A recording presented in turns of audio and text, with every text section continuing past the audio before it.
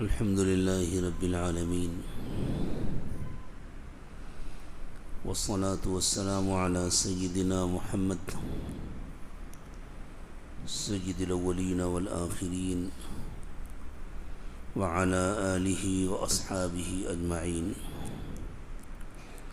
أما بعد، فأعوذ بالله من الشيطان الرجيم. بسم الله الرحمن الرحيم.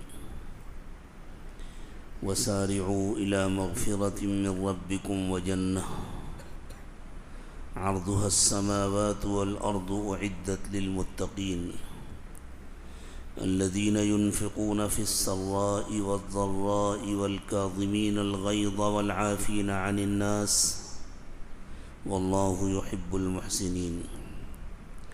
سبحان ربك رب العزة عما يصفون وسلام على المرسلين والحمد لله رب العالمين.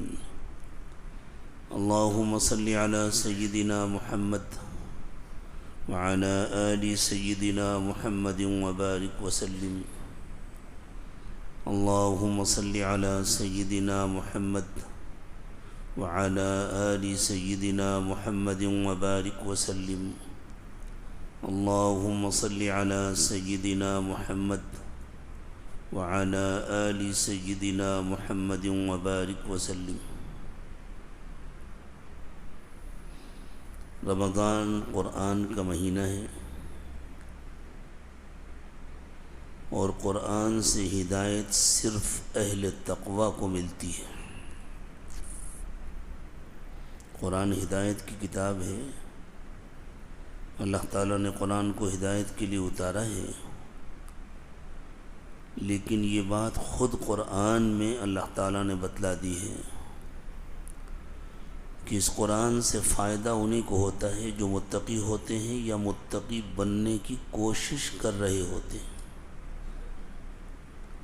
اور جن کو تقوی کی کوئی پرواہ نہیں ہوتی، جو منمانی زندگی گزارتے ہیں، جو نفس کی غلامی اور بندگی کرتے ہیں،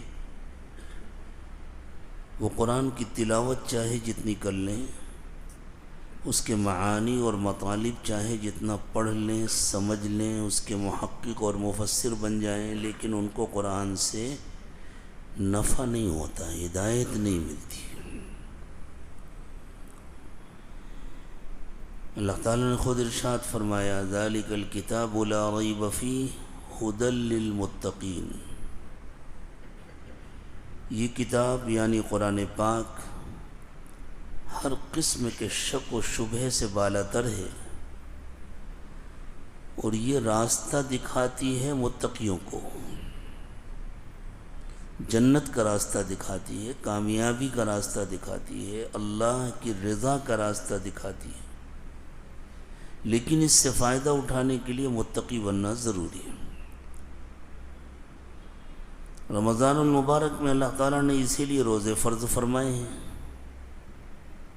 تاکہ ہم تقوی کی عملی مشق کریں. تقوی کسے کہتے ہیں؟ اللہ کا ایسا ڈر جو انسان کو اللہ کی نافرمانی سے روک دے، ظاہر میں بھی باطن میں بھی. اللہ تعالیٰ کا ایسا ڈر محبت کے ساتھ چھا جائے، سما جائے. ایک بزرگ سے کسی نے پوچھا کہ حضرت متقی کسے کہتے ہیں؟ تو انہوں نے ایک مثال کے ذریعے بات سمجھائی. ارشاد فرمایا: متقی اس شخص کو کہتے ہیں جس کے دل کی تمناؤں کو ایک ٹرے میں سجا کر چوراہے پر رکھ دیا جائے اور سارے لوگ اس کو دیکھتے ہوئے جائیں کہ یہ فلاں کے دل کی تمنائیں ہیں اور اس کو کوئی شرمندگی نہ ہو. اگر ہمارے دل میں یہ تمنا ہے کہ ہم نیک بن جائیں، سچے بن جائیں، ایماندار بن جائیں، اللہ کے ولی بن جائیں، اللہ کے مقرب بندوں میں شامل ہو جائیں، ہم جنتی بن جائیں، ہم دنیا میں بھی کامیاب ہو جائیں، ہم آخرت میں بھی کامیاب ہو جائیں، تو اس میں کوئی شرمندگی کی بات نہیں ہے. لیکن اگر اس کے خلاف کچھ دوسری قسم کی تمنائیں، گناہوں کی تمنائیں ہیں، منمانی کرنے کی تمنائیں ہیں تو انسان ایسی تمناؤں کو ہر ایک سے چھپاتا ہے. شوہر اپنی بیوی سے چھپاتا ہے، باپ اپنے بچوں سے چھپاتا ہے، بچے اپنے ماں باپ سے چھپاتے ہیں، لیکن اللہ سے تو کوئی نہیں چھپا سکتا. تو ہم اپنا جائزہ لیں، ہم کتنے متقی بنے. صرف ظاہری اعمال کا نام تقوی نہیں ہے. رسول اکرم صلی اللہ علیہ وسلم نے دل پر انگلی رکھ کر ارشاد فرمایا التقوی ہا ہونا، تقوی یہاں ہوتا ہے دل کے اندر. اور جب دل بدلتا ہے تو ظاہر و باطن سب کچھ بدل جاتا ہے. تو اللہ تعالیٰ نے ہم پر روزے فرض فرمائے تاکہ ہم اللہ کا کہنا ماننا سیکھ لیں. اور شیاطین کو اس مبارک مہینے میں اللہ نے قید کر دیا تاکہ ہمارے لیے متقی بننا آسان ہو جائے. دوسرے مہینوں کے مقابلے میں رمضان کے مہینے میں متقی بننا آسان ہو جاتا ہے، اور پھر باقی مہینوں میں تقوی کی زندگی گزارنا آسان ہوتا ہے. روزے کی حکمت اللہ تعالیٰ نے خود بیان فرمائی. ارشاد فرمایا یا ایھا الذین آمنوا کتب علیکم الصیام کما کتب علی الذین من قبلکم لعلکم تتقون. جیسے تم سے پہلے کی امتوں پر روزے فرض تھے، ایمان والو تم پر بھی روزے فرض کیے گئے ہیں تاکہ تم متقی بن جاؤ. جنت صرف متقیوں کو ملتی ہے. بعض لوگ کہتے ہیں نا ہم متقی تو نہیں بن سکتے، ٹھیک ہے جو ہو سکتا ہے ہم کر لیتے ہیں، لیکن اب ہم متقی تو نہیں بن سکتے. یعنی گویا یوں کہہ رہے ہیں ہم جنتی تو نہیں بن سکتے. جنت صرف متقیوں کو ملتی ہے. مثل الجنت التي وعد المتقون. اللہ تعالیٰ نے جنتوں کا تذکرہ کیا تو فرمایا کہ وہ اس کا وعدہ متقیوں سے. ان المتقین فی ظلال وعیون. جنت کی نعمتیں متقیوں کو ملیں گی. تو اللہ تعالیٰ ان آیات کریمہ میں جن کی ابھی تلاوت کی گئی ہمیں دعوت دے رہے ہیں کہ دوڑ کر آؤ، جنت لے لو. جنت کا ٹکٹ ہے مغفرت.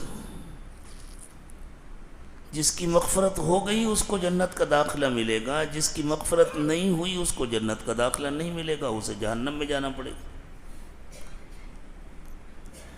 اللہ تعالیٰ رحمان و رحیم ہیں. اللہ بڑے مہربان ہیں، بندوں سے بہت محبت کرتے ہیں. اللہ تو سب کی مغفرت کرنا چاہتے ہیں. جو اپنی مغفرت نہ کرانا چاہے یہ اس کی بدنصیبی ہے. جو تھوڑی سی محنت کرتا ہے، اللہ کے رسول صلی اللہ علیہ وسلم نے فرمایا کہ اللہ تعالیٰ نے ارشاد فرمایا ہے کہ جو میری طرف ایک بالشت بڑھتا ہے میں اس کی طرف ایک ہاتھ بڑھتا ہوں، یعنی میری رحمت اس کی طرف لپکتی ہے. جو میری طرف چل کر آتا ہے میں اس کی طرف دوڑ کر آتا ہوں. لیکن قدم تو ہمیں اٹھانا پڑے گا نا. پہلے ایک بالش تو ہم کو بڑھنا پڑے گا، پہلے ہمیں اللہ کی طرف چلنا پڑے گا. جو متقی بننے کی کوشش کرے گا اللہ اسے متقی بنا دیں گے. اور جب وہ متقی بن جائے گا تو اللہ تعالیٰ اس کی مغفرت فرما دیں گے، اور جب مغفرت ہو جائے گی تو جنت میں داخلہ عطا فرما دیں گے. اگر رمضان المبارک میں بھی کسی کے گناہ نہیں چھوٹتے تو پھر بہت ڈرنے کی بات ہے، بہت ڈرنے کی بات ہے. خدا نہ خواستہ ایسا تو نہیں ہے کہ پھر دلوں پر مہر لگ گئی ہو. اولئک الذین طبع اللہ علی قلوبہم واتبعوا اہواءہم. جن کے دلوں پر اللہ مہر لگا دیتے ہیں پھر ان سے نفسانیت اور خواہشات نہیں چھوٹا کرتی. تو رمضان سے زیادہ بابرکت موقع کب ملے گا؟ جہاں ہر وقت رحمتوں کی بارش ہوتی ہے، برکتوں کی بارش ہوتی ہے،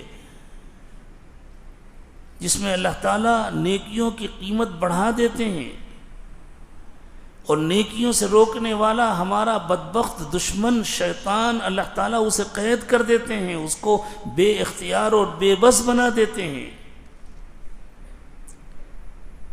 اگر کسی کو اس میں بھی نیکی کی توفیق نہیں ملی اور متقی بننے کی، روزہ رکھ لیا، تراویح پڑھ لی، افطار پارٹیاں کر لیں اور منمانی نہیں چھوٹ رہی، غیبتیں نہیں چھوٹ رہی، یہ روزہ ہے، تقوی نہیں ہے، یہ تراویح ہے، تقوی نہیں ہے۔ اور بغیر تقوی کے نہ روزہ قبول ہوتا ہے، نہ تراویح قبول ہوتی ہے، نہ کوئی عمل قبول ہوتا ہے۔ تقوی یہ ہے کہ انسان مکمل اللہ کا کہنا ماننے کا عہد کرے اور پھر اس کی کوشش کرے،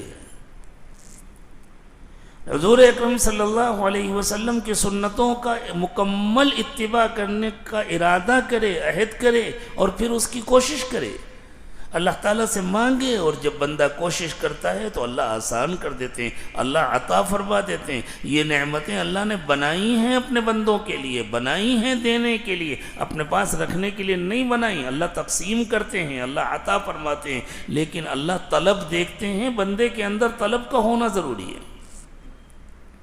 تو اللہ تعالیٰ مجھے، آپ کو، تمام مردوں کو، تمام عورتوں کو، تمام ایمان والوں کو آواز دے رہے ہیں۔ اور جیسے ابھی ہمارے امام صاحب نے فرمایا کہ عورتوں کی طرف سے یہ سوال آیا کہ ہمارے لیے بھی کوئی انتظام ہے کیا، اور انہوں نے اپنی مجبوریوں کی وجہ سے معذرت کی کہ عورتوں کے لیے انتظام نہیں ہے۔ انہوں نے معذرت کر لی ہوگی، ہماری طرف سے کوئی معذرت نہیں ہے، ہمارے ہر بیان میں عورتوں کے لیے انتظام ہوتا ہے، ہر بیان آن لائن نشر ہوتا ہے، تمام عورتیں اپنے گھروں میں بیٹھ کر پردے کے اہتمام کے ساتھ اطمینان سے صرف ہندوستان میں نہیں، دنیا کے مختلف ممالک میں الحمدللہ مجلسوں میں شریک ہوتی ہیں، آج بھی شریک ہیں۔ عورتیں اس سے فائدہ اٹھائیں اور اپنے اپنے گھروں میں رہ کر کے کامل تقوی کے ساتھ گھر کی چہار دیواری کے اندر بیٹھ کر کے اپنے بچوں کو ساتھ بیٹھا کر کے، اپنی بچیوں کو ساتھ بیٹھا کر کے، اور جو مرد کسی مجبوری کی وجہ سے مسجد میں نہیں آ سکے ان کو بھی ساتھ میں بیٹھائیں اور اس مجلس میں شرکت کریں۔ ہماری ہر مجلس میں الحمدللہ خواتین شرکت کرتی ہیں۔ ہم یہ نہیں چاہتے کہ ہم عورتوں کو گھر سے نکلنے کا عادی بنائیں، وہ اپنے طور پر نکلتی ہیں تو اپنا حساب خود دیں گی۔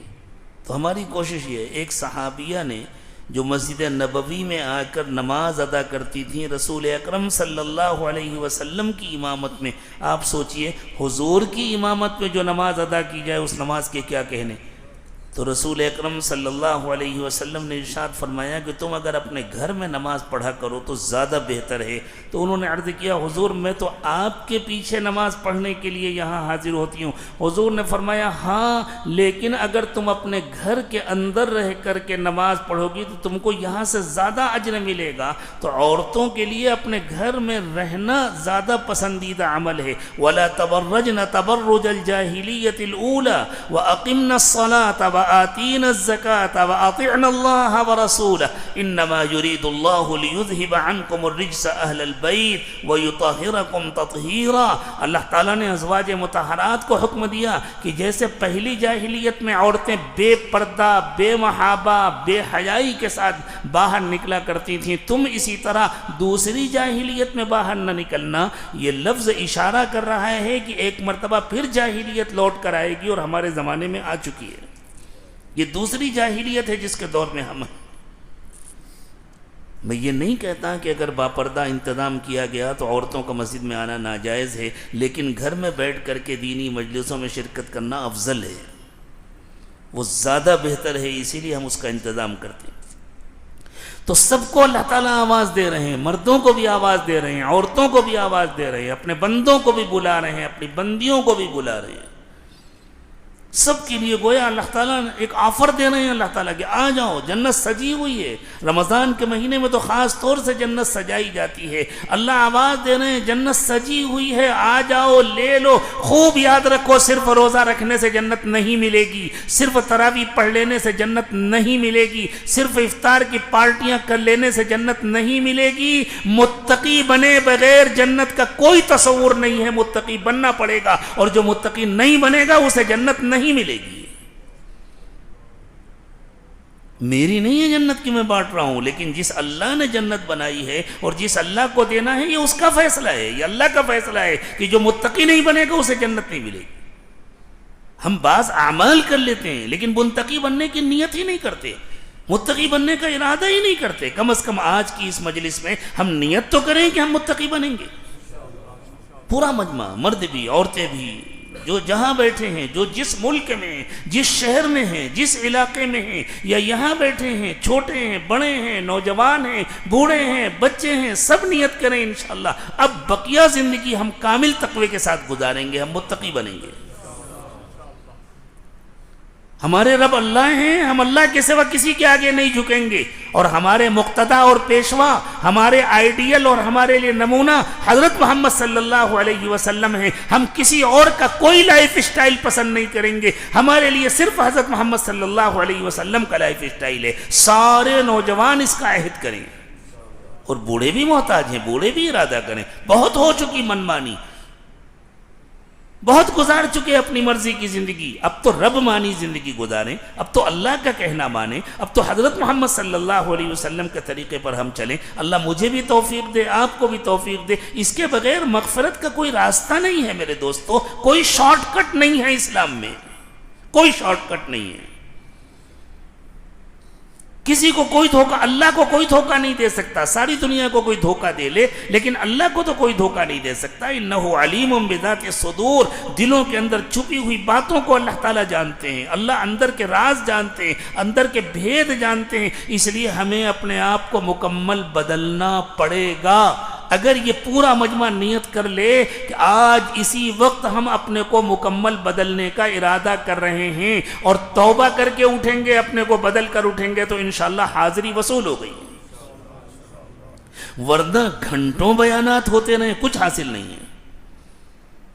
اس زمانے میں جتنے بیانات ہو رہے ہیں شاید انسانی تاریخ میں کبھی اتنے نہیں ہوئے، اور اس زمانے میں جتنی کتابیں لکھی گئی ہیں اور لکھی جا رہی ہیں، ہر سیکنڈ میں لاکھوں لاکھ صفحات کالے کیے جا رہے ہیں، شاید کبھی اتنا نہیں لکھا گیا. لیکن اس زمانے میں جتنی منمانی ہو رہی ہے شاید کبھی نہیں ہوئی. نفس کی جتنی پوجا ہو رہی ہے، نفس کی جتنی بندگی ہو رہی ہے، کسی بت کو اتنا نہیں پوجا گیا جتنا نفس کو پوجا گیا ہے. کسی بت کی اتنی بندگی نہیں کی گئی جتنی نفس کی بندگی کی گئی ہے. تو صرف بیانات کا کچھ حاصل نہیں ہے، صرف تصنیفات کا کچھ حاصل نہیں ہے میرے دوستو. اللہ ہماری زندگیاں بدل دے، اللہ ہمیں نفس کی غلامی سے آزادی عطا فرما دے، اور اللہ تعالیٰ اپنی بندگی نصیب فرما دے. اپنے محبوب حضرت محمد صلی اللہ علیہ وسلم کا ہم کو سچا عاشق بنا دے، ایسا عاشق بنا دے کہ حضور اکرم صلی اللہ علیہ وسلم کی سنتیں ہمارا شوق بن جائیں، ہمارا فیشن بن جائیں. لا یؤمن احدکم حتی اکون احب الیہ من والدہ وولدہ والناس اجمعین. حضور نے فرمایا جب تک ماں باپ سے زیادہ، اولاد سے زیادہ، سب سے زیادہ دلوں میں میری محبت نہ ہو، اس وقت تک کسی کا ایمان مکمل نہیں ہوتا. جب تک سب سے زیادہ حضور اکرم صلی اللہ علیہ وسلم کے طریقے پسند ہو. آخر کیوں ہمیں دوسروں کے طریقے اچھے لگتے ہیں؟ اسی لیے نا کہ ہمارے دل میں دوسروں کی محبت ہے، حضور کی محبت نہیں ہے. اگر حضور کی محبت ہو تو حضور کے طریقے اچھے لگیں گے.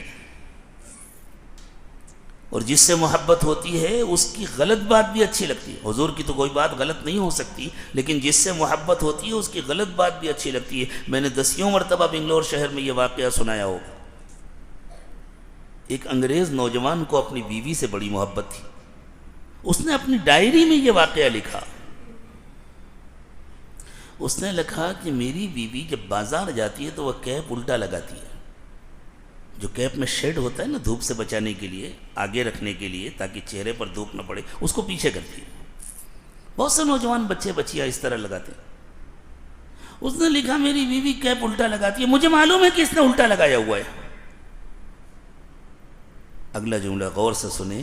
لیکن اگر میں کسی لڑکی کو سیدھا کیپ لگائے دیکھتا ہوں تو مجھ کو بڑا غصہ آتا ہے کہ اس نے الٹا کیوں لگایا.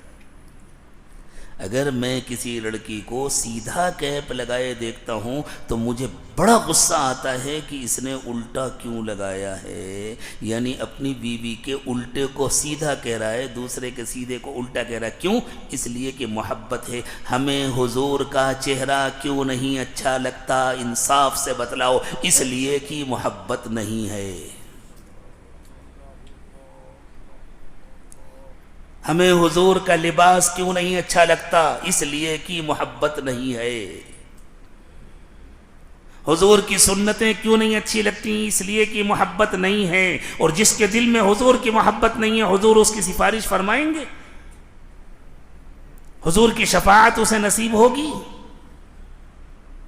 کب بدلیں گے اپنے آپ کو؟ اس سے اچھا کوئی موقع ملے گا؟ رمضان کا مہینہ، اللہ کا گھر، اللہ کی کتاب کا درس، ابھی نیت کر لیں انشاءاللہ، ابھی سے بدلیں گے۔ سب لوگ ارادہ کر لیں انشاءاللہ۔ آپ نیت کریں گے، اللہ آسان کر دیں گے۔ اللہ میرے لیے بھی آسان کر دے، آپ کے لیے بھی آسان کر دے۔ جو کمیاں کوتاہیاں ہیں اللہ تعالیٰ ان سب کو دور فرمائے۔ تو اللہ تعالیٰ فرما رہے ہیں وَسَارِعُوا إِلَى مَغْفِرَةٍ مِّن رَبِّكُمْ وَجَنَّةٍ، لوگوں دوڑ کر آؤ، اللہ مغفرت اور جنت بانٹ رہے ہیں۔ کیسی جنت معلوم ہے؟ عرضها السماوات والارض، جو آسمانوں اور زمین کے برابر لمبی چوڑی ہوں گی۔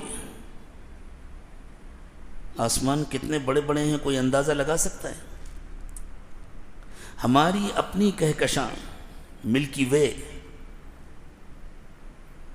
جس کا ایک چھوٹا سا محلہ یا جس کی ایک چھوٹی سی گلی ہے، ہمارا سولار سسٹم ایک کونا ہے چھوٹا سا، یہ کائنات کی سب سے بڑی کہکشاں نہیں ہے، اور یہ کائنات کی اکیلی کہکشاں نہیں ہے، ایسی کتنی ہیں جن کو گنا نہیں جا سکتا۔ صرف اس کہکشاں کو روشنی ایک کنارے سے دوسرے کنارے تک پار کرتی ہے تو 3 لاکھ سال لگتے ہیں، جبکہ روشنی 1 لاکھ سال لگتے ہیں، جبکہ روشنی 1 سیکنڈ میں 3 لاکھ کلومیٹر کا سفر کرتی ہے۔ روشنی 1 سیکنڈ میں 3 لاکھ کلومیٹر کا سفر کرتی ہے، اور اس ایک کہکشاں کو پار کرنے میں روشنی کو 1 لاکھ سال لگتے ہیں۔ تو کوئی اندازہ لگا سکتا ہے آسمان کتنے بڑے ہیں؟ اللہ فرما رہے ہیں آسمانوں کے برابر اور پوری زمین کے برابر ایک ایک جنت ہوگی۔ ایسی ایسی جنتوں کا اللہ تعالیٰ وعدہ کر رہے ہیں، اور مغفرت کے بغیر جنت نہیں ملے گی۔ اللہ کہنے تم دوڑ کر کے آؤ، میں تمہاری مغفرت کروں گا۔ چلیں ہم دوڑ پڑیں، ہم دکھائیں اپنا شوق اللہ تعالیٰ کو، ہم اپنے اندر کی طلب پیش کریں اللہ کے سامنے۔ اللہ ہم دوڑ رہے ہیں، اگر گر جائیں گے تو آپ سنبھال لیجئے گا۔ اللہ، شیطان ہمارا دشمن ہے، شیطان ہمیں درمیان میں گرانے کی کوشش کرے گا۔ اللہ ہم گریں گے تو آپ سنبھال لیجئے گا، آپ کے سوا کوئی سنبھالنے والا نہیں ہے۔ اور جب کوئی اللہ کی طرف دوڑتا ہے اور گرتا ہے اور پھر کھڑا ہو جاتا ہے، پھر دوڑتا ہے، پھر گرتا ہے، پھر کھڑا ہو جاتا ہے، 100 مرتبہ گرتا ہے اور کھڑا ہوتا ہے، 1000 مرتبہ گرتا ہے اور کھڑا ہو جاتا ہے، تو اللہ تعالیٰ کو اس گرنے والے بندے پر غصہ نہیں آتا، اس پر تو پیار آتا ہے کہ مردود شیطان اسے بار بار گرا دیتا ہے، اور دیکھو میرا بندہ میری محبت میں بار بار کھڑا ہو جاتا ہے۔ ہر مرتبہ اس کے گرنے کا گناہ شیطان کے ذمہ ہے۔ اور بزرگوں نے فرمایا یہ بھی استقامت ہے،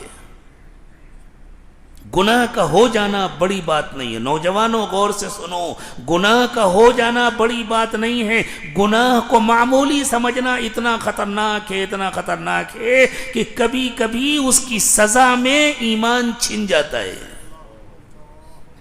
ہاں، گناہ کو معمولی سمجھنا آسان بات نہیں۔ ایک شخص کا واقعہ ہمارے بزرگوں نے نقل فرمایا، وہ حافظ قرآن تھا اور بظاہر دیندار تھا، خوب قرآن پڑھتا تھا۔ جب انتقال کا وقت قریب آیا تو اس نے کہا قرآن لے کر آؤ۔ لوگوں نے سوچا اس کو تو قرآن سے بڑا تعلق تھا، دیکھیں کیوں منگا رہا ہے قرآن۔ اس نے قرآن ہاتھ میں لیا اور کہا لوگوں گواہ رہنا میں اس کتاب کو نہیں مانتا۔ یہ کہا اور روح نکل گئی۔ لوگ حیران ہو گئے یہ کیا ہوا؟ بعد میں پتہ چلا کہ وہ بظاہر تو نیک آدمی تھا، دیندار تھا، لیکن بدنگاہی کا عادی تھا، انٹرنیٹ پر بھی بدنگاہی کرتا تھا، بازار میں بھی بدنگاہی کرتا تھا، اور یوں کہتا تھا یہ کیا کہتے ہو تم لوگ کہ آنکھیں نیچی کرو، آنکھیں نیچی کرو؟ ارے اللہ نے آنکھیں دیکھنے کے لیے دی ہیں، دیکھو اور مزے لو۔ یعنی گناہ کو معمولی سمجھتا تھا، ایمان چھن گیا، کفر کی حالت میں دنیا سے گیا۔ تو گناہ کو معمولی سمجھنا بسا اوقات ایمان سے محروم کر دیتا ہے۔ نیت کریں کہ آج سے کوئی گناہ نہیں کریں گے، کوئی کام سنت کے خلاف نہیں کریں گے۔ شیطان کوئی گناہ کرا دے گا، جوانی ہے، نفس کا کوئی شدید تقاضا ہوا، کوئی گناہ ہو گیا، بچنے کی پوری کوشش کے باوجود فوراً توبہ کریں گے، اس پر خوش نہیں رہیں گے، اس پر مطمئن نہیں رہیں گے، فوراً نادم ہو جائیں گے، فوراً شرمندہ ہوں گے، فوراً توبہ کریں گے، روئیں گے اور اللہ سے معافی مانگیں گے۔ تو گناہ ہو جانا بڑی بات نہیں ہے، گناہ کو معمولی سمجھنا معمولی بات نہیں ہے، بہت خطرناک ہے، بسا اوقات ایمان سے محرومی ہو جاتی ہے۔ تو آج ہی ہم دوڑ پڑیں اللہ کی طرف مغفرت پانے کے لیے، اور رمضان کا تو مہینہ بنایا ہی اللہ نے مغفرت کرنے کے لیے۔ روزانہ اللہ تعالیٰ رمضان میں، ہر دن میں، ہر رات میں اتنے افراد کی مغفرت کرتے ہیں کہ جن کی گنتی مشکل ہے۔ وَسَارِعُوا إِلَى مَغْفِرَةٍ مِّن رَبِّكُمْ وَجَنَّةٍ عَرْضُهَا السَّمَاوَاتُ وَالْأَرْضُ۔ لوگوں دوڑو۔ بظاہر تو ایسا لگ رہا ہے کہ مردوں سے کہا جا رہا ہے، لیکن مردوں اور عورتوں سے دونوں سے کہا جا رہا ہے۔ ایسے موقعوں پر صیغہ تو استعمال ہوتا ہے مذکر کا، لیکن مخاطب سب ہوتے ہیں۔ مردوں تم بھی دوڑو، عورتوں تم بھی دوڑو، بچوں تم بھی دوڑو، بوڑھو تم بھی دوڑو۔ سب کے لیے ایک موقع ہے، سب کے لیے ایک شاندار آفر ہے۔ کدھر دوڑو؟ الی مغفرۃ من ربکم، اپنے رب کی مغفرت پانے کے لیے دوڑو، وجنۃ، اور اس جنت کو پانے کے لیے دوڑو، عرضها السماوات والارض، جو آسمانوں اور زمین کے برابر لمبی چوڑی ہوگی، اعدت للمتقین، یہ جنتیں متقیوں کے لیے بنائی گئی ہیں، متقی بن کر دوڑو۔ کیا معنی دوڑنے کے؟ نیکیاں کرو، عبادتیں کرو، روزے رکھو، نمازیں پڑھو، ذکر کرو، تلاوت کرو، لیکن متقی بن کر، تقوی کی نیت کر کے، سچی پکی توبہ کر کے، اپنی کمیوں اور کوتاہیوں کا اعتراف کر کے، گناہوں کو مکمل چھوڑنے کا عہد کر کے۔ اس کے سوا دوسرا کوئی راستہ نہیں ہے، توبہ کے سوا دوسرا کوئی راستہ نہیں ہے اللہ کو منانے کا، گناہوں کو چھوڑنے کے سوا دوسرا کوئی راستہ نہیں ہے۔ اگر کوئی یوں سمجھتا ہے میں گناہ بھی کرتا رہوں گا، میں منمانی کرتا رہوں گا، میں دنیا والوں کی نقل کروں گا اور فیشن کی زندگی گزاروں گا اور اس کے بعد میں نیک بھی بن جاؤں گا، تو یہ خواب و خیال ہے، یہ دیوانہ پن ہے۔ اللہ تعالی ہمیں اس سے بچا لے۔ ایسا نہیں ہو سکتا۔ کیا یہ ممکن ہے کہ آپ کو دہلی کا سفر کرنا ہے اور آپ مدراس کی ٹرین میں سوار ہو جائیں اور دہلی پہنچ جائیں؟ جہاں جانا ہے وہاں جانے والی گاڑی پر سوار ہونا پڑے گا۔ تو تقوی جنت میں لے جانے والی گاڑی ہے، حضرت محمد صلی اللہ علیہ وسلم کی کامل اتباع جنت میں لے جانے والی سواری ہے۔ جنت میں جانے والی سواری پر سوار ہوئے بغیر کوئی جنت میں نہیں پہنچ سکتا۔ پھر اللہ تعالیٰ نے فرمایا پتہ ہے جب متقوی آ جاتا ہے تو زندگی میں کیسی تبدیلی آتی ہے، پھر زندگی کیسی بدل جاتی ہے۔ جب تک تقوی نہیں آتا اللہ کے لیے مال خرچ کرنے کا دل نہیں چاہتا۔ فیشن کے لیے انسان خوب خرچ کرتا ہے، دکھاوے کے لیے خوب خرچ کرتا ہے، ہاں ولیمے خوب بڑے بڑے کیے جاتے ہیں، شوق میں خوب پیسے خرچ کیے جاتے ہیں، لیکن اللہ کی رضا کے لیے ایک پیسہ خرچ کرنا مشکل ہو جاتا ہے۔ لیکن جب تقوی آ جاتا ہے تو پھر انسان اللہ کی رضا کے لیے پیسے خرچ کرتا ہے، حتیٰ کہ تکلیف برداشت کرتا ہے اور خرچ کرتا ہے۔ یُؤْثِرُونَ عَلَىٰ أَنفُسِهِمْ وَلَوْ كَانَ بِهِمْ خَصَاصَةٌ، خود بھوکے رہتے ہیں اور دوسروں کو کھلاتے ہیں اللہ کو راضی کرنے کے لیے۔ جب تک تقوی نہیں آتا انسان گویا ناک پر مکھی نہیں بیٹھنے دیتا۔ اچھا اس نے مجھے گھور کر کے دیکھا، میں اس کی آنکھیں نکال لوں گا۔ اس نے مجھے کچھ کہہ دیا میں اس کی زبان کاٹ لوں گا. ہمت کیسے ہوئی اس کی؟ ہمارے نوجوانوں کا حال یہ ہے، پہلے خود غلطی کرتے، روڈ پر کھڑے ہو کر موٹر سائیکل روک کر کے روڈ پر کھڑے ہو کر باتیں کرتے.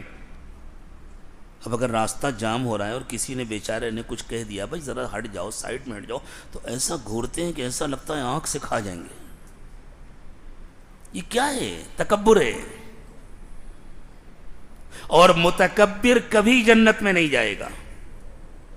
لا يدخل الجنہ من كان في قلبه مثقال حبة من خردل من الكبر. کوئی یوں نہ سمجھے کہ میں بہت ڈرا رہا ہوں. ایمانداری یہ ہے کہ ڈرایا جائے. کیا وہ ڈاکٹر ایماندار ہے جو کسی کینسر کے مریض کو مطمئن کرے کہ نہیں آپ بالکل اچھے ہیں، کوئی پریشانی نہیں ہے؟ ایمانداری ہے کہ وہ بتلائے آپ کو بہت خطرناک بیماری ہے، آپ کی جان خطرے میں، آپ فوراً علاج کرائیں. کوئی دل کا مریض ہے تو ڈاکٹر کہتا ہے آپ فوراً آپریشن کرائیں یا فوراً وال چینج کرائیں ورنہ آپ کی زندگی خطرے میں ہے. اور یہ ڈاکٹر کی ایمانداری ہے کہ وہ پوری بات بتلائے. اور اگر ڈاکٹر کہے نہیں آپ بالکل اچھے ہیں ماشاءاللہ، آپ جائیے آرام کیجیے، ہاں انشاءاللہ قبرستان میں ملاقات ہوگی، آپ آرام کریں، میں تیاری کر رہا ہوں آنے کے لیے، بس آپ میں کہہ دیتا ہوں کفن والے کو، وہ آپ کا کفن تیار کر لے گا، آپ بالکل مطمئن رہیں، آپ کو کسی دوا کی ضرورت نہیں. تو کون ایماندار ہے، کون بے ایمان ہے؟ میرے دوستو سچی بات تو بتلانی پڑے گی. یہ بتلاؤ سچی بات کو مانے گا کون کون؟ رمضان کے اس مہینے میں ہاتھ اٹھا کر بتلاؤ کون کون مانے گا؟ آج سے انشاءاللہ ابھی سے ہمیں اپنی پوری زندگی بدلنے کی کوشش کرنی ہے. مجھے بہت لمبی چوڑی بات نہیں کرنی ہے، بہت لمبی چوڑی بات نہیں. اب تو دل چاہتا ہے بس 5-7 منٹ کی بات ہوا کرے اور توبہ ہوا کرے. پھر کیا تبدیلیاں آتی ہیں جب تک تقویٰ نہیں آتا. کیسا غصہ ہر وقت ناک پر رکھا رہتا ہے. کوئی آدمی تلاش کرتا رہتا ہے کس سے لڑوں، کوئی نہیں ملتا تو اسے پریشانی ہوتی. آج کوئی ملا نہیں لڑنے کے لیے. اور جب تقویٰ آ جاتا ہے تو اللہ اکبر، پھر غصہ قابو میں آ جاتا ہے. پہلے کسی نے کچھ کہہ دیا تو برسوں یاد رکھتے ہیں، فلاں موقع پر اس نے میری بے عزتی کی تھی، میں بھی دیکھوں گا کوئی موقع آئے گا تو چھوڑوں گا نہیں. اور پھر جب تقویٰ آ جاتا ہے تو انسان ہر ایک کو معاف کرتا ہے. ارے مجھ سے کتنی نافرمانیاں ہو جاتی ہیں اللہ کی، اللہ مجھے معاف کر دیں، بس میرے لیے یہی بہت ہے، میں سب کو معاف کرتا ہوں. ایک صاحب تھے، اللہ تعالیٰ ان کی مغفرت فرمائے، نیک آدمی تھے، لیکن غصہ قابو میں نہیں رہتا تھا. اپنے غصے کی وجہ سے ایک بیوی کی چھٹی کر چکے تھے، دوسری تھی بیچاری وہ بھی پریشان رہتی تھی. کسی بات پر اس سے بھی ناراض ہو گئے، اس نے میری نافرمانی کی، اور اس سے کہا تمہاری ہمت کیسے ہوئی میرے گھر میں رہ کر میری نافرمانی؟ سامان تیار کرو، میں جا رہا ہوں مولانا سے مشورہ کرنے. میرے مقتدی تھے بمبئی میں اس زمانے میں، اور بڑی محبت کرتے تھے، اور مجھے بھی ان سے بڑی محبت تھی. مزاج کے بہت اچھے آدمی تھے، باقی نیک آدمی تھے، دیندار تھے. بس غصہ آ جاتا تھا تو بے قابو ہوتا. میرے پاس آئے، مولانا میں اپنی بیوی سے ایسا ایسا کہہ کر کے آیا ہوں، آج میں نے طے کر لیا آج اس کی چھٹی کر دوں گا میں. اس نے میری نافرمانی کی، اور بظاہر بڑی غلطی ہوئی تھی. میں آپ سے پوچھنے آیا ہوں میں غلط تو نہیں کر رہا. میں نے سوچا اگر میں کہوں گا غلط کر رہے ہیں تو یہ تو ابھی کھڑے کھڑے چھٹی کر دیں گے. میں نے کہا نہیں بالکل آپ صحیح کر رہے ہیں، آپ بیٹھیے. بیٹھ گئے. میں نے اپنے بیٹے سے کہا بیٹا ان کے لیے پانی لے کر آؤں. پانی پلایا. حضور اکرم صلی اللہ علیہ وسلم نے فرمایا کہ غصہ ایک آگ ہے، پانی پی لیا کرو ٹھنڈی ہو جاتی ہے. انہوں نے پانی پی لیا. میں نے کہا آپ بالکل صحیح فیصلہ کر رہے ہیں، آپ کا حق ہے کہ آپ سزا دیں، بس مجھے ایک بات بتلا دیجئے، آپ سے زندگی میں کبھی کوئی گناہ تو نہیں ہوا؟ کہنے کے کیا مطلب؟ میں نے کہا قیامت کے دن اللہ کہیں گے تم نے میری بندی کو معاف نہیں کیا، تمہارا حق تھا، میں بھی تم کو معاف نہیں کروں گا، یہ میرا حق ہے. حساب دو زندگی کا، ایک بھی گناہ ہے تو سیدھے جہنم میں چلے جاؤ، گناہ نہیں ہے تو جنت میں جانا. جو دوسروں کو معاف نہیں کرتا اللہ اسے بھی معاف نہیں کرتے. الراحمون یرحمهم الرحمن ارحموا من فی الارض یرحمکم من فی السماء. رحمان اسی کے لیے مہربان ہیں جو دوسروں کے لیے مہربان ہوتا ہے. لوگوں تم زمین والوں کے لیے مہربان بن جاؤ, اللہ تمہارے لیے مہربان ہے. اگر یہ چاہتے ہیں کہ اللہ مجھے معاف کر دے تو پھر معاف کرنا سیکھیے. ایسا لگا جیسے آنسوؤں کو کسی نے کھول دیا ہو, زاروں قطار رونے لگے, کہنے کے مولانا بس میں یہ چاہتا ہوں اللہ مجھے معاف کر دے, میری مغفرت کر دے. میں نے کہا پھر اللہ کی بندی کو معاف کرو, معاف کرنا سیکھو. انہوں نے کہا گواہ رہیے گا میں نے معاف کر دیا. اور پھر بقیہ زندگی ان کی الحمدللہ بہت اچھی گزری. وہ تو اللہ کو پیارے ہو گئے. اللہ تعالیٰ ان کی قبر کو جنت کی کیاری بنائے. تو میرے دوستو جب زندگی بدل جاتی ہے نا تو پھر معاف کرنا آ جاتا ہے. اور جب تک زندگی نہیں بدلتی انسان پوری زندگی غصے کو لیے بیٹھا رہتا ہے. اور کس کا نقصان کرتا ہے؟ اپنے کو جلاتا رہتا ہے اندر اندر. بی پی ہائی ہوتا ہے, دل کی تکلیفیں ہوتی ہے, نہ معلوم کتنی بیماریاں ہوتی ہیں ہمارے اپنے غصے کی وجہ سے. اور جب تقویٰ آ جاتا ہے تو پھر انسان گناہ کو معمولی نہیں سمجھتا. گناہ تو بڑا سے بڑا ہو سکتا ہے, شیطان ہمارا دشمن ہے, وہ گناہ کرا دیتا ہے. لیکن جب تقویٰ آتا ہے تو بندہ فوراً اللہ تعالیٰ سے معافی مانگتا ہے. تو اللہ نے تقوی کی نشانیاں بتائیں. تقویٰ آتا ہے تو کیسی تبدیلیاں آتی ہیں. الذین ينفقون فی السراء والضراء.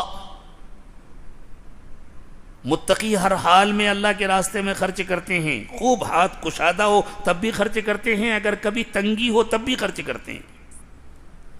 والکاظمین الغیظ, اور غصے کو پی جاتے ہیں. والعافین عن الناس, اور لوگوں کو معاف کر دیتے ہیں.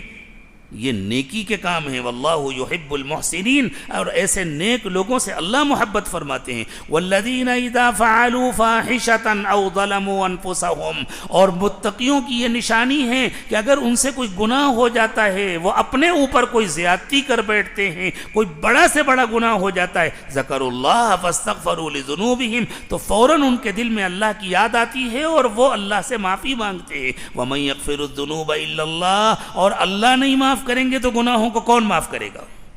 پیشگی وعدہ کر رہے ہیں اللہ تعالیٰ, تم معافی مانگو گے تو اللہ تعالیٰ تمہیں معاف کر دیں گے. وَلَمْ يُصِرُّوا عَلَى مَا فَعَلُوا وَهُمْ يَعْلَمُونَ, وہ جان بوجھ کر گناہ پر اصرار نہیں کرتے. وہ گناہ کو معمولی نہیں سمجھتے. وہ جو نہیں, ارے اتنا سا تو میں کرتا ہوں, اس میں کیا نقصان ہے, اب اس زمانے میں فیشن کا زمانہ ہے, اتنا سا کر لوں, اب اتنی سختی تھوڑی چلے گی. دین سختی نہیں ہے. جیسے کسی مریض کو ڈاکٹر بتلائے آپ کو فلاں چیزوں سے پرہیز کرنا ہے, آپ چاول نہیں کھا سکتے, آپ شکر نہیں کھا سکتے, آپ آلو نہیں کھا سکتے, آپ کوئی میٹھا پھل نہیں کھا سکتے, آپ فلاں نہیں کھا سکتے, تو کوئی کہے ڈاکٹر صاحب اس زمانے میں اتنی سختی تھوڑی چلے گی. بھائی یہ سختی نہیں ہے, یہ تمہارے بچاؤ کے لیے علاج ہے. اور یہ دوا آپ کو ناشتے سے پہلے لینا ہے, یہ ناشتے کے بعد لینا ہے, اور یہ کھانے سے پہلے لینا ہے, اور یہ کھانے کے بعد لینا ہے, اور ہر کھانے سے پہلے ایک انجیکشن لینا ہے, اور یہ سونے سے پہلے لینا ہے, اور یہ صبح اٹھنے کے بعد لینا ہے. تو کوئی کہے ڈاکٹر صاحب اتنی پابندی تو میں نہیں کر پاؤں گا. بھائی اتنی پابندی نہیں کر پاؤ گے تو مرنے کے لیے تیار ہو جاؤ. اسی طرح جو دین کی پابندی نہیں کر پائے گا وہ جہنم میں جانے کے لیے تیار ہو جائے گا. وہ قبر کے سانپوں اور بچھوؤں کے لیے تیار ہو جائے. حضور اکرم صلی اللہ علیہ وسلم نے ارشاد فرمایا, نافرمان کے لیے قبر میں ایسا اژدہا ہوگا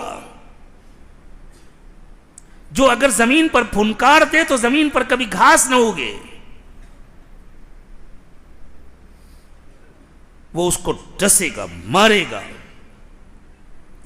مردہ اندر دھس جائے گا, پھر اس کو نکالے گا, پھر ڈسے گا, پھر مارے گا, اور یہی کرتا رہے گا وہ قیامت تک. خطرناک قسم کے بچھو ہوں گے, خطرناک قسم کے سانپ ہوں گے. اللہ ہم سب کی حفاظت فرمائے. ہمیں اپنے گھر کے بارے میں شبہ ہو جائے کہ گھر میں سانپ ہے تو گھر میں داخل ہونے کی ہمت نہیں ہوتی. قبر کے سانپوں سے کون بچائے گا؟ اللہ کے سوا کوئی بچانے والا نہیں. اور اللہ متقیوں کو بچائیں گے, اللہ کہنا ماننے والوں کو بچائیں گے, اللہ توبہ کرنے والوں کو بچائیں گے. تو میرے دوستو, دینی احکام جو ہیں یہ سختی نہیں ہیں, یہ ہمارا علاج ہیں, یہ ہمارے لیے مفید ہیں, یہ ہمارے لیے پرہیز ہے. اللہ ہمیں علاج سے فائدہ اٹھانے کی توفیق عطا فرمائے. پھر اللہ تعالیٰ خود وعدہ فرما رہے ہیں کہ جب انسان متقی بن جاتا ہے اور اس سے کوئی گناہ ہو جاتا ہے پھر وہ معافی مانگتا ہے، اللہ معاف کر دیتے ہیں۔ وَمَن يَغْفِرُ الذُّنُوبَ إِلَّا اللَّهُ، اللہ نہیں معاف کریں گے تو کون معاف کرے گا؟ وَلَمْ يُصِرُّوا عَلَى مَا فَعَلُوا وَهُمْ يَعْلَمُونَ، وہ جان بوجھ کر کے غلطیوں پر جمے نہیں رہتے۔ اولئک جزاؤہم مغفرۃ من ربہم، اللہ کرے اولئک میں ہم سب شامل ہو جائیں، یہ وہ لوگ ہیں، اللہ ہم سب کو ان میں شامل فرما دے، ہم سچی توبہ کر لیں گے تو شامل ہو جائیں گے۔ یہ وہ لوگ ہیں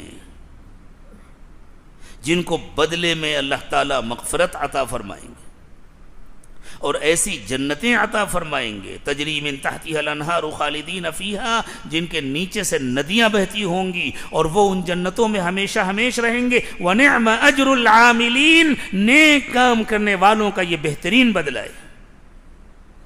اور اگر کوئی نہیں مانتا، نہیں سنتا، نہیں بدلتا اپنے آپ کو، نہیں کرتا توبہ، نہیں دوڑتا اللہ کی طرف اور منمانی کرتا ہے، تو تم پہلے تھوڑی ہو منمانی کرنے والے، تم سے پہلے بھی بہت گزرے ہیں منمانی کرنے والے۔ آج جا کر دیکھ لو، ان کی بستیوں کو دیکھ لو، ان کے شہروں کو دیکھ لو، ان کے کھنڈرات کو دیکھ لو اور ان کے انجام کو دیکھ لو۔ قد خلت من قبلکم سنن فسیروا فی الارض فانظروا کیف کان عاقبۃ المکذبین، تم سے پہلے کتنے ہیں جن کو اللہ نے تباہ کیا ہے، جن کو اللہ نے برباد کیا ہے، جن کو اللہ نے سزائیں دی ہیں۔ جاؤ زمین میں گھوم پھر کر کے ان کے کھنڈرات کو دیکھو اور جا کر دیکھو جھٹلانے والوں کا انجام کیسا ہوگا۔ ھذا بیان للناس، یہ بات سب سے کہی جا رہی ہے، تمام انسانوں سے کہی جا رہی ہے۔ وَھُدًى وَمَوْعِظَةٌ لِّلْمُتَّقِينَ، لیکن فائدہ صرف متقیوں کو ہوگا۔ یہ بات ہدایت بنے گی اور نصیحت بنے گی متقیوں کے لیے۔ اللہ ہم سب کو متقی بناتے ہیں۔ اسی نیت کے ساتھ سچی پکی توبہ کے ارادے سے توبہ کے ان کلمات کو پڑھیں، اور جو مرد اور جو خواتین سلسلے میں داخل ہونا چاہتے ہیں وہ ساتھ میں بیعت کی نیت بھی کریں۔ بسم اللہ الرحمن الرحیم، لا الہ الا اللہ محمد الرسول اللہ صلی اللہ علیہ وسلم، آمنت باللہ وملائکتہ وکتبہ ورسلہ والیوم الآخر والقدر خیرہ وشرہ من اللہ تعالی والبعث بعد الموت، آمنت باللہ کما ہوا باسمائہ وصفاتہ وقبلت جمیع احکامہ، اشہد ان لا الہ الا اللہ واشہد ان محمدا عبدہ ورسولہ، استغفر اللہ ربی من کل ذنب واتوب الیہ برحمتک یا ارحم الراحمین۔ اللہ تعالیٰ ہماری توبہ کو قبول فرما لے، ٹوٹنے سے اس کی حفاظت فرمائے، اور کبھی ٹوٹ جائے تو فوراً اللہ دوبارہ توبہ کرنے کی توفیق عطا فرمائے۔ باہر میرے شیخ و مرشد حضرت پیر ذوالفقار احمد صاحب نقشبندی مجددی دامت برکاتہم کی کتابوں کا اسٹال لگا ہوا ہے، جس میں حضرت کے بیانات ہیں اور بہت مفید ہیں، لاکھوں زندگیاں بدلی ہیں الحمدللہ ان بیانات کو سن کر اور پڑھ کر۔ میری آپ حضرات سے بھی درخواست ہے کہ آپ اس اسٹال پر ضرور تشریف لے جائیں، اپنے لیے بھی کتابیں خریدیں اور دوستوں کو تحفے میں دینے کے لیے بھی کتابیں خریدیں۔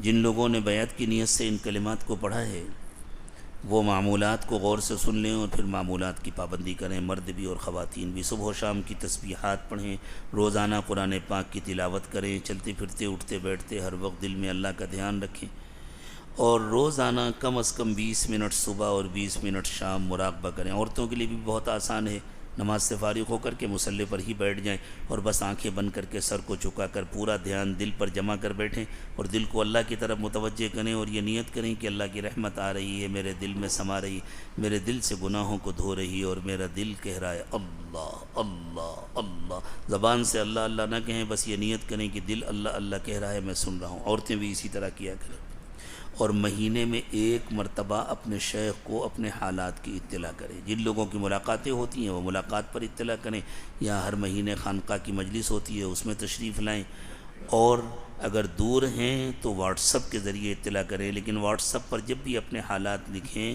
تو مختصر لکھیں، اپنے معمولات کے سلسلے میں لکھیں، اور آخر میں اپنا نام اور اپنا مقام ضرور لکھیں۔ اب دعا سے پہلے تھوڑی دیر مراقبہ کر لیں۔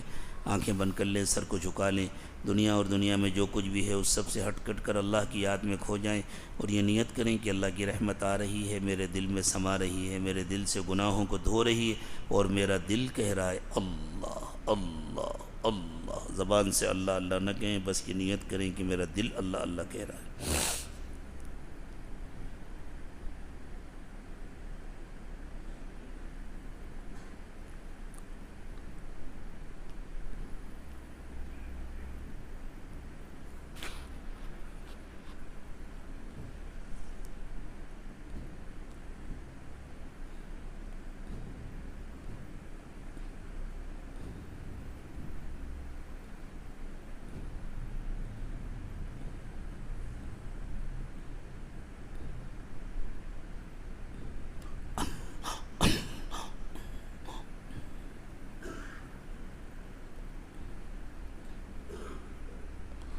لا الہ الا اللہ محمد رسول اللہ صلی اللہ علیہ وسلم۔ دعا فرما لیں، سبحان ربی العلی العلی الوہاب، اللہم صلی علی سیدنا محمد وعلی آل سیدنا محمد وبارک وسلم۔ پروردگار عالم، ہم آپ کے عاجز اور کمزور بندے اور بندیاں ہیں، اللہ بھوکے پیاسے فقیر ہیں، آپ کے در پر بیٹھے ہیں، اللہ مغفرت پانے کے لیے آئے ہیں، اللہ سچے دل سے توبہ کر رہے ہیں، اللہ معاف فرما دیجیے، اللہ معاف فرما دیجیے، اللہ بہت شیطان کا کہنا مان چکے، بہت نفس کی غلامی کر چکے، اللہ اگر اسی حال میں مر گئے ہوتے تو نہ معلوم کیا انجام ہوتا، اللہ آپ کا کرم ہے، آپ کا احسان ہے، آج آپ نے توبہ کا موقع عطا فرما دیا، اللہ قبول فرما لیجیے، اللہ قبول فرما لیجیے، اللہ ہم سب کی توبہ قبول فرما لیجیے، اللہ صغیرہ کبیرہ تمام گناہوں کو معاف فرما دیجیے، اللہ دلوں کو پاک و صاف کر دیجیے، اللہ سینوں کو اپنی محبت سے لبریز فرما دیجیے، اللہ ہماری نگاہوں کو بھی پاک کر دیجیے، اللہ ہمارے دلوں کو بھی پاک کر دیجیے،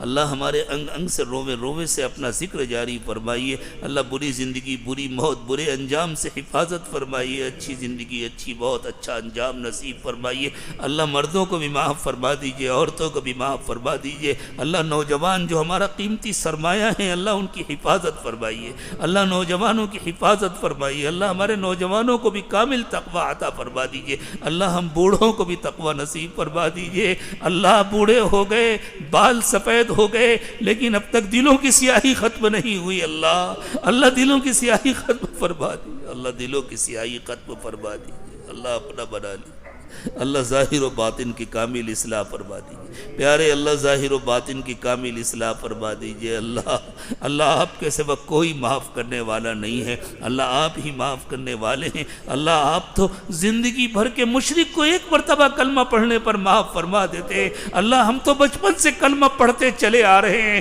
اللہ حضرت عمر رضی اللہ تعالی عنہ آپ کے نبی صلی اللہ علیہ وسلم کو قتل کرنے کی نیت سے نکلے تھے، لیکن آپ کی رحمت کی ایک نظر پڑ گئی تو آپ نے ان کو فاروق اعظم بنا دیا، اللہ اسی رحمت کی بھیک مانگ رہے ہیں، اللہ اسی رحمت کی بھیک مانگ رہے ہیں، اللہ رحمت کی ایک نظر ڈال دیجئے، اللہ بشر حافی جو شراب کے نشے میں مست رہا کرتے تھے، اللہ آپ نے رحمت کی نظر ڈالی اور اپنی محبت کے نشے میں مست کر دیا، اللہ حضرت فضیل ابن عیاض جو ڈاکوؤں کے سردار تھے آپ کی رحمت کی نظر پڑی اور آپ نے ان کو اولیاء کا سردار بنا دیا، اللہ اسی رحمت کی بھیک مانگتے ہیں، اللہ ایک نظر رحمت کی ڈال دیجئے، تیری ایک نظر کی بات ہے، میری زندگی کا سوال ہے، اللہ زندگیاں بدل جائیں گی، بیڑا پار ہو جائے گا، اللہ اب تک جتنے خیر کے کام کیے انہیں قبول فرما لیجئے، جو کمی بیشی ہوئی انہیں معاف فرما دیجئے، اللہ رمضان کی جو ناقدری ہوئی اسے معاف فرما دیجئے، بچے ہوئے وقت کی